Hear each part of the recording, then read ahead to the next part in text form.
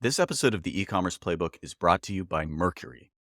Whether you're ramping up advertising ahead of the holidays or boosting inventory before a new launch, get the cash you need to grow. Mercury is a financial software company loved by over 200,000 startups and small businesses, and they now offer working capital loans specifically for e-commerce companies. Features include holistic underwriting that looks at all your sales platforms so you get the best possible offer, a fixed weekly payback schedule for better financial planning, and no personal guarantee or prepayment penalties. Confidently fund what's next with Mercury Working Capital. See if you're eligible at mercury.com/CTC.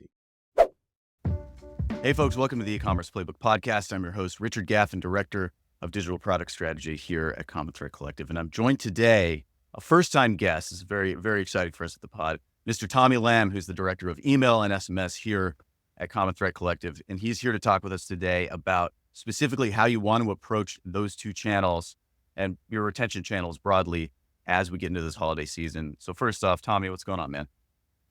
Oh, just heads down, getting ready for Q4.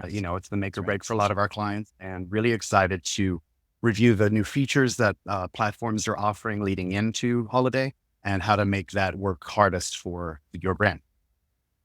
That's right. There we go. All business. All right. So let's get into it. So there's three kind of broad categories that I think we're going to talk through today when it comes to how to prep, make sure your email sort of system is fully prepped for this period. So one, we're going to be talking about data integrity, making sure your data is as clear as possible.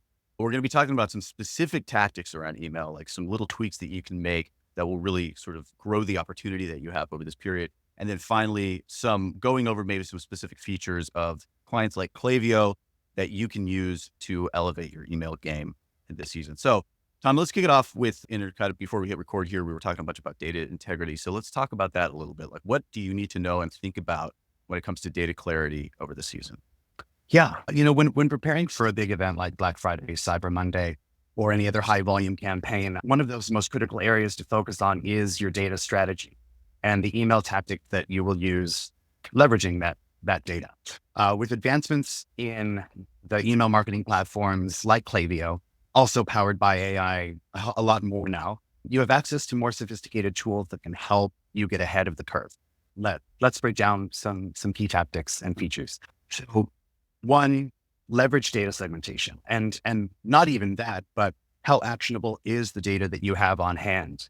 Something so simple as knowing the average amount of time from email sign up to first purchase and how that changes both on an aggregate level, but also seasonally. Does it speed up during holiday? Does it not? If it doesn't, can it? Should it? How do we adjust our flows? Let's say a welcome series that might be 10 days long, but the average purchase delay from opt-in to first purchase is 7 days. Maybe the welcome series should adjust to that cadence, but certainly something to test into. So you have your data pool, and hopefully you trust it. Hopefully it's your single source of truth. And from there, you can really identify what like the top 3 to 5 categories are that you would want to hyper personalize and hyper segment into. So segment smartly is really what it boils down to. Are you leveraging historical behavior where it counts? I know that holiday is kind of a unicorn when it comes to testing and correlation and causation. But if you have the data and the historical tenure to analyze multiple holidays, then go from that and let that inform your personas and your segments. Something really easy to call out is, if you have a typical like 4-hour or a delay on one of your purchase abandon or browse abandon flows, holiday is the time to shorten all of those windows to 30 minutes, an hour, because chances are people who are browsing your site, carding item, thinking about purchasing, that decision is going to be made a lot more quickly in November, December than it would on other months. And that, again, is data that you probably have in your system if we can just access it and analyze it. Mm-hmm. So let's talk about, I was going to quickly ask about like data. So we talked a little bit maybe about the idea of like data integrity, like how can you know that you can trust your data sources, and is there a way to make sure that there's clarity there? So let's talk about that. Yeah, it all comes back to testing. I look at testing as kind of a bracket sort of structure. I'm not the biggest sports guy, but I mean, from what I understand, it's like a sports bracket. where you start with your biggest swings. You want to fail big and win big as early as possible, right? Especially with the time crunch of holiday looming. But as you go through these tests and you test against the control and iterate and learn, you turn that blunt bat into more of a scalpel by the end. You're much more able to identify what works, what doesn't, what data you can trust, how close in parity are you to your platform reporting that you rely on. Maybe it's GA4.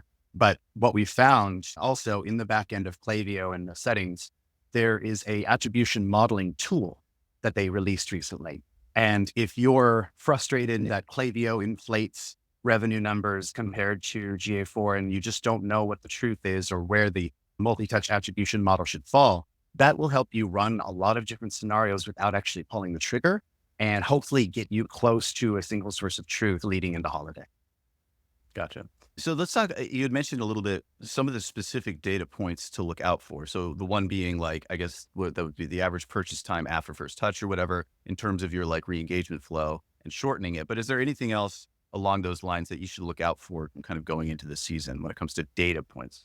Yes. So if you're traditionally segmenting your email and SMS channels or owned or retention channels, depending on what you like to call them, it's really no longer sufficient to segment those people based on channel only metrics. Like I'm talking opens and clicks, especially because anybody with an iPhone has their opens count because it's downloaded and opened on a server first before it even reaches your eyeballs.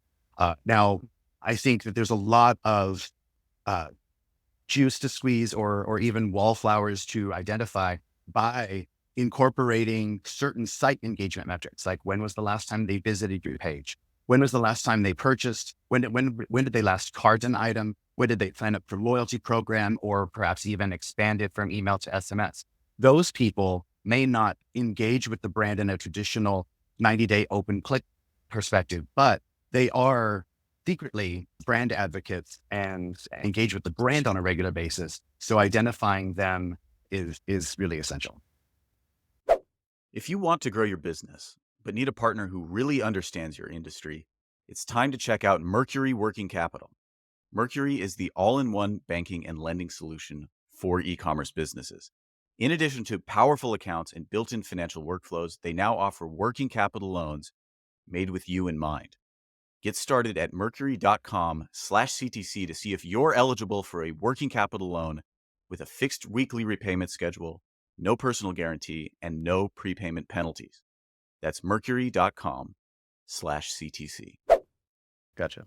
Okay, so let's then, I think that's maybe a good segue point then to some more of the specific tactics that you can employ over the season. So you talked about one that I think is fascinating, which is the idea that like the time or that one should shorten your abandoned cart flow because the amount of time between somebody adding something to a cart, sitting back to think about it, and then going back in to purchase is much, much shorter over the holiday season. So what are some other tactics specific to behavior in the BFCM period that we can sort of think about going into this time?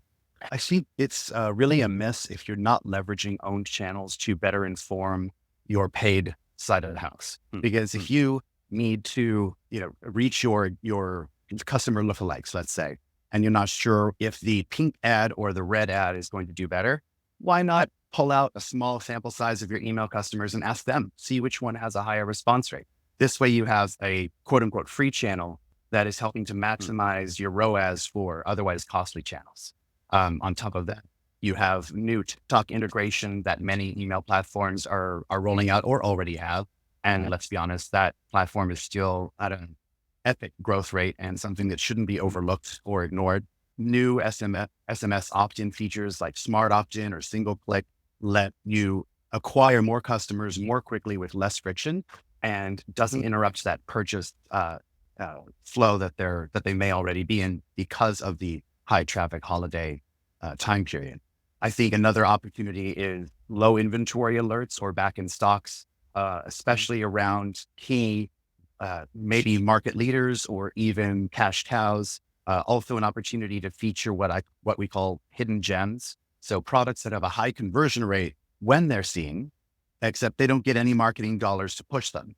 And so you can actually leverage that as an inventory mover with maybe attaching as big of a offer on it because it sells itself, so to speak. So you can preserve margin that way as well. Another thing is hopefully you've been doing some promotion affinity testing over the course of the year and have a rough idea of who needs 10% to convert, who needs 15, who needs 20. And there's light at the end of the tunnel and I know it's crazy to say, but to not do site-wides at some point. Of course, diving for dollars during November, December is probably not the time to try that, but in the post-holiday hangover, to cure some of those ailments, highly targeted promotions, incentivizing new and or lapsed behaviors can really move the needle. Gotcha. That's interesting. So like I was kind of looking back on the way that we framed email strategy in previous years. And I wanted to kind of get your thoughts on maybe how that's changed or maybe it hasn't or whatever. Because in the past, we've said something along these lines, right? The two highest impact levers you have are having your whatever for mini peak offers. And we're talking about there's 7 peaks in this season. So that's kind of beside the point. But the second one is just sending more emails, period. And that was the general advice. So is there any nuance to that? Is that still true? Or like, what are your thoughts on that? No. So it's easy to send more emails. That is not a hard thing to do. And it doesn't necessarily require additional strategy or tactics as much as just a new creative asset or maybe a new subject line. But ideally, what we want is to realize more revenue per send for this channel, which would indicate channel efficiency and an audience health. There is a nuance to that because you will be sending more emails in terms of the daily cadence will likely increase. Many brands go from every other day to daily or multiple times a day for the week of Black Friday, Cyber Monday, which is totally fine. But what I love to do is at the very, very end of those big site-wide moments is expand the audience file as much as is safe, depending on your reputation and deliverability score. But it's a wonderful way to capitalize on the good graces of the engaged traffic that you're already getting, which is keeping your reputation high, and then kind of do a passive reactivation or a soft reactivation of otherwise lapsed audience members who are more likely to respond to that richer offer. And you can message them without taking the reputation hit as badly because of the other spiking traffic that you're currently marketing to. Actually, that's okay. So that's interesting. So break that down because part of the reason I say that is like the number one objective we've gotten in the past, or objection rather we've gotten in the past, is that idea that like if I send more emails, it'll hurt my reputation. Essentially, it'll hurt deliverability. It'll hurt whatever. I'll get unsubscribers, whatever the case may be. Now, so it's interesting breaking down this distinction between like what a passive or soft reactivation looks like. And you're saying that the potential impact on your list health is less because there's a spike in engagement over here with the currently engaged customers, something along those lines? Yes. And of course, this is dependent on your segmentation strategy and your list hygiene tools that you've implemented over the year. There's a number of things to watch out for. You have bounces, which I want to call out as a default. Automations or flows or journeys that are out of the box in the platforms that we use do not necessarily come with settings to suppress bounces or bots automatically. And so that's something you want to roll out across your touch points and make sure that we're not sending a welcome email to someone that doesn't exist, someone that is long gone, or someone that doesn't even have a properly entered or functioning email. Another thing is there's a lot of different information out there around how to build a proper bot suppression segment, which then you can every week or every month, depending on how much it grows, move that into a suppression file. So you're not sending to these robot emails, let's say, that would otherwise hurt your reputation. That coupled with hopefully some insight around, okay, this is my cohort that wants to receive emails every day. This is my cohort that wants every other day. And this is my cohort that wants once a week. From there, and within those degrees of engagement, you can then ramp your sending and your audience segmentation accordingly. That's interesting. Okay. So let's say like the people who are more, who respond, let's say to daily sends, or let's say the people who respond to every other day sends during this period, you could get away with daily sends. Maybe for the daily sends, you could get away with multiple times a day? Is that the idea of how you would think about ramping? Basically, I mean, of course, all of this is taken with a testing grain of salt. Like I wouldn't want to Sure. go in immediately and just be like, all right, we're instead of every other day, we're going to do daily, tough luck. I Mm. would want to have maybe a week or two of testing that leading up to holiday. So then we can gauge, okay, if we move from every other to daily, if we double the volume, it has a correlation to opt-outs of, let's say, an increase in 10%. Well, that's a ratio I'm willing to accept, because if I'm doubling the volume but only losing an additional 10%, well, that's not too bad of a hit. I'm still going to net more eyeballs on the emails, and therefore more traffic on the site, and ultimately more orders. Yeah, interesting. How do you like? What are you looking at then to determine how you're segmenting the receptivity of an audience, member Mhm. of the audience, I guess, or your email audience to sense, right? So how are you determining like this person is a 3 times a week person, this person is a daily person? What are the Yeah. metrics you judge that by? Your typical in email engagement metrics around open clicks, conversion, and then of course the negative remarks, spam complaints, opt outs, and bounces. So, for example, I would want to test into someone who was receiving emails every Monday, Wednesday, Friday, and we were going to move them into a test segment to send daily. The best case scenario, if you see email send volume go up 100%, but then you see opens go up 120% and clicks go up 110%. If you see the if you see the engagement metrics increase at a higher rate as you move through the funnel than your initial increase in top funnel volume, that is a strong indicator that the audience segment is highly engaged and hungry for more, because Mhm. they're getting twice as much from you, but they're giving you even more than that back in terms of Mhm. traffic and engagement, and hopefully conversion as well. Yeah. Okay.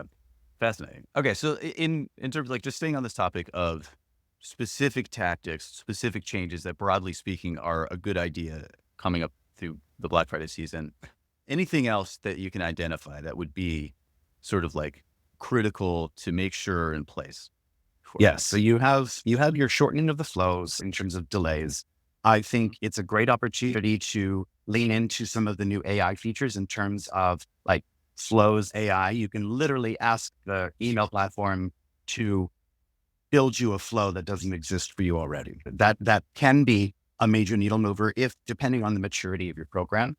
I think another great opportunity is around subscriber growth or retention, right? So this is a time where the amount of engagement and ultimately feedback you can get from your customer is at an all-time high, because they are coming to you for a purpose. They have a vision in their mind of what they want. Are you addressing that vision accordingly? What kind of feedback is customer service getting? Is there anything that we can flag or monitor in that side of the house that could inform this program and avoid that a feedback loop delay?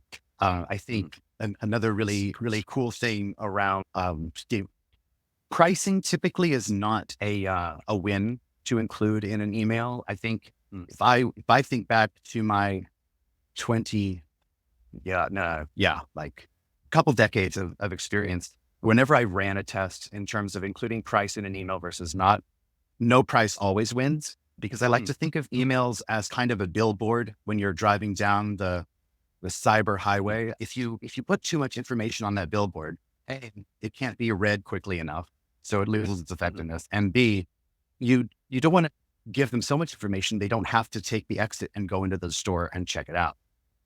Yeah. Email is ultimately kind of a flash in the pan. Like it is read for 3 to 5 seconds on average.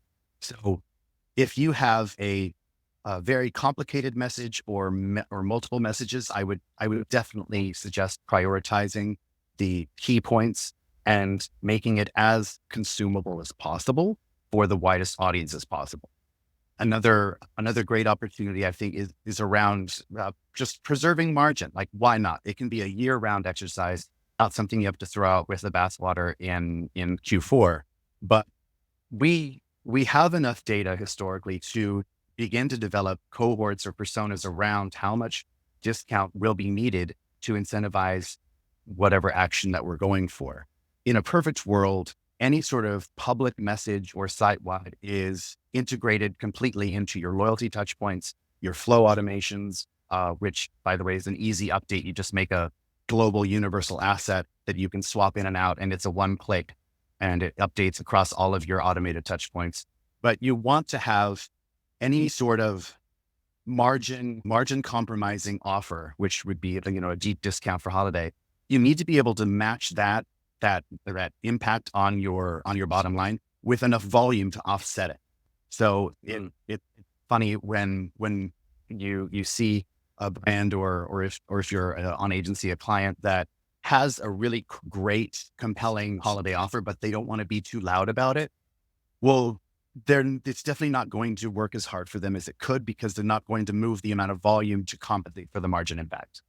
So if you're going to go site-wide, go big, scream it from all the rooftops and integrate it into everything. But if you're trying to avoid site-wides and be more targeted, then it's a long road of testing, but it can be very meaningful. I've worked with clients where we've been able to sunset site-wides completely and never do any again.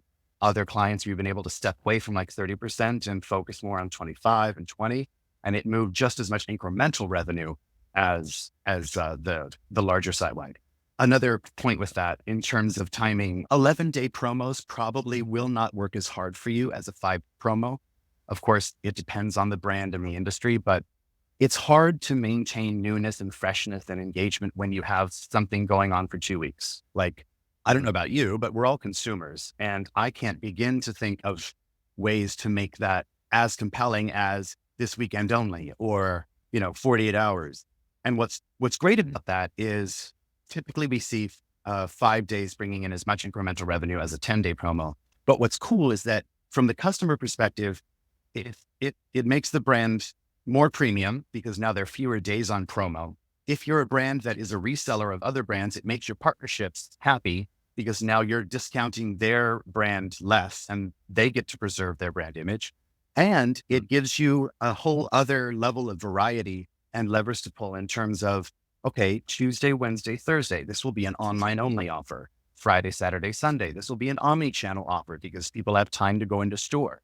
I think another easy win is to include those shipping cutoffs early and often and as clearly as possible. And when you're approaching the end of that time period, it's all about gift cards, all about digital transactions and whatever they can get, be a stocking stuffer, if you will. A lot of times you might be browsing for an item and you put it in your cart and you go to check out, and then, oh, damn, we can't get it till the 27th. It would have been nice to know. Mm-hmm. Yeah, no, that makes it, that's interesting. I think particularly, like, I love that point around building in the urge, or rather that there being sort of diminishing returns to like a long time window around your offer. Because for sure, that's, I think in the world of, like, let's say working out, the amount of incremental like muscle gains you get from working out 5 times a week is much, like, it's essentially the same as if you worked out 3 or 4, right? And so I think that there's some similarity here around, yeah, maybe 5 days max, and beyond that, so again, that kind of, the reason I bring it up, it kind of pushes against that idea broadly of just send more emails all the time.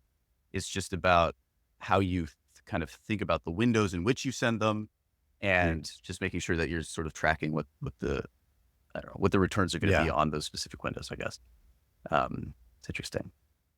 Another thing, cool. Right, just to call out. Oh, go ahead. Oh, if you are on an email platform that offers low inventory alerts or back in stock alerts, I would highly recommend that you check the boilerplate settings, because oftentimes it's a unit of one and it notifies everybody at once. So if you have one mattress that came back in stock, but you have 10,000 people on the notify list, that's going to be a really negative experience for those 9,999 people.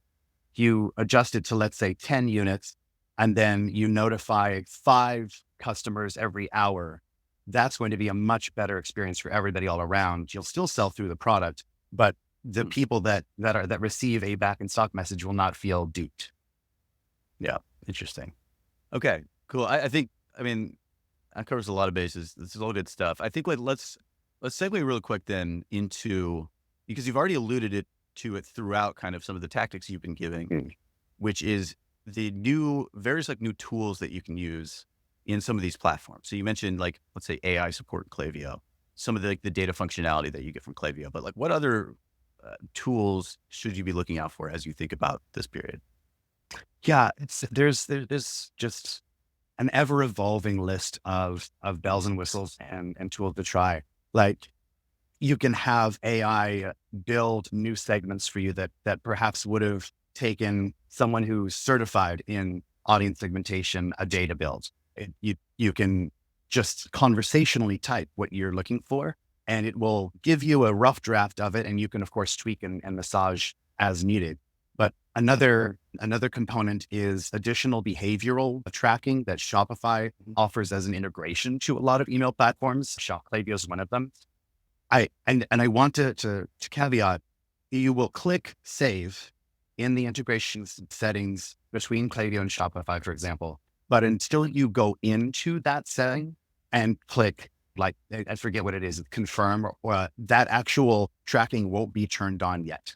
Another thing, if you have the opportunity to track anonymous profiles as they're browsing your site, but have yet to opt into email, and you're worried about paying for profiles that you don't need or what have you, rest assured, you don't pay for profiles until they are actual email subscribers. But I'm a big fan of creating those anonymous profiles, because then if and when they do opt in, you have a wealth of personalization options at your fingertips to target them immediately rather than waiting days or weeks to figure out what they want and what they like, and then segment accordingly. I think another great opportunity that is often overlooked is it can be a drip campaign. You know, if you have a big event going and it starts Thursday, and then you have another send for Friday, well, you could also hit non-openers in the afternoon on that same day, because theoretically they're still engaged, right? And if your audience segment has been adjusted appropriately, and they just may be PM people. In a perfect world, you know the amount of discount to give everyone. You know roughly if they're an AM or a PM email engager, which, by the way, can be different than an email buyer. People might open and click and add to cart on, like, from their bed in the morning, and then not purchase until they're in the office on a desktop at like 2 p.m. So keep that in mind to decide what success is for you, respective to your brand and your goals. I think making everything as friction-free as possible, whether it's turning on Shop lead gen integration, which I think we're all familiar with, that little purple app that auto-populates all of your information by texting you 4 numbers when you go to purchase something. That's a dream when you're in the holiday checkout rush, all the way to new and more efficient SMS opt-in options. Another thing I love to do is use exit modals, but not for exiting, but for kind of like a cross-sell, upsell. Let's say you have a group of people who have $500 or more in their cart, and that over-indexes them, putting them in the top 1% of your audience. Well, what's the harm in hitting them with a cart abandon modal that is kind of like grabbing somebody before they leave the room, as opposed to after they leave the room, and saying, here's a extra 10%, or here's expedited shipping if you want to preserve brand value. And you know that you can give that away because they already have a cart that is hundreds and hundreds of dollars over what your average customer spends. I think that's underutilized. And another fun tool is you have the modal that pops up for acquisition, and you want to get as many people during the last 2 months of the year as possible. But let's say they don't like your sign-up offer, that they want something else. You can serve a persistent, like, footer banner that just follows you around as you browse. It's not obtrusive. It's not in the way. It could even integrate into the top header of your website. But that way you could say, okay, you didn't like the 20% off if you give us your email, but maybe you'll like expedited shipping as we approach key holiday cutoff dates. And we can put that in the banner, and maybe that will get you to enter your email and SMS. There's just a wealth of opportunities around testing and figuring out what motivates your customer. Yeah. Well, yeah, no, it sounds like the sort of summary of what all the tools do is just provide you like really, really precise segmentation. And so I think, like, I'm sort of curious, like, at what point does it become just like in terms of like email list size or whatever, let's say for like a smaller brand, at what point does it become worth the time to figure out that level of segmentation? And maybe is there a way to sort of like, what's the most, if you're not segmenting in any way, let's say for like somebody who's like a relatively small brand that just starting out, what's like the first segmentation that you should do, I guess, if that makes sense, right? Like, Yeah. like when do you begin to think about segmenting this precisely? I think it starts with profile attributes. So a lot of platforms give you the opportunity to append a user's profile with prefers SMS, prefers email, converts at 20, converts at 10. And you literally just drop them into the flow as it were. And as they move through the different touch points in your program, it further fleshes out and enriches their profile. And so ideally, or have a general idea of gender if you have a multi-gender product line. If not, don't worry about it. If you have SMS and email, do we have a general idea of which channel these people prefer to be messaged on? Ideally, we do or are working our way towards it. And holiday is a great time to push further into that because then you save money on not sending SMS that you don't need to because you know those people only engage on email. Another great thing to start with is obviously, have they purchased? Have they not? Have they signed up for email and carded an item versus signed up for email and never carded? What was different about that group versus the ones that did cart? And how can we move that forward? Oftentimes it's a user review featured in an abandoned cart email rather than 10% off because social proof is far more compelling nowadays than tax discount. Mm-hmm. Yeah, that makes sense. So it's about then the first step being just like putting things in place to begin gathering that data, to begin getting the information on who the person is and how they buy, essentially. Mm-hmm. What it will take to get them to buy, where to talk to them about buying, and what their relationship is to the brand initially, and how to massage that. Cool. Yeah. All right. Awesome. I think like let's kind of summarize or thinking about everything we've just discussed, right? Thinking about approaching your email for holiday. What is the one thing that you would suggest our audience do? Like, what's the most important, crucial thing that you can put in place for your email going into holiday? You are a marketer, but you're also a consumer. If it feels funny to you, it is. If it feels good to you, it will feel good to your consumers. Like, we're not in a vacuum here. Like, we respond to the same basket building, buy more, get more offers that we're marketing to our consumers. We just do it with a little bit of cynicism, but really, to summarize, smart segmentation, like, know as much as you can, as soon as you can, and test against it constantly. Personalization at scale. You can't just personalize for the sake of personalization. It has to be helpful and relevant to that customer. Otherwise, don't do it, because personalization just to do it is actually more harmful than not having personalization to begin with. Lean on AI as much as you can. No brand has the money to have a room full of email marketers. So a lot of our clients, a lot of you out there are probably one-man shops in terms of retention marketing or just digital marketing. You wear a lot of hats. Let AI help you with that. I think making sure that your deliverability and your reputation is set and as pristine as possible going in, because then you can kind of, lean into certain areas and tactics more when you need to, and to reactivate those customers. Also, integrate across social, integrate across paid whenever you can, because these channels are, as I said, quote unquote, free, or often considered free by brands, and can really help maximize your paid ROAS. And then focus on urgency and timing wherever you can. That includes reducing the delay in flows. That includes reducing the flight duration of site-wide offers, hopefully altogether, and keeping that urgency and freshness as prevalent as possible. Yeah, there you go. All right, segment your data.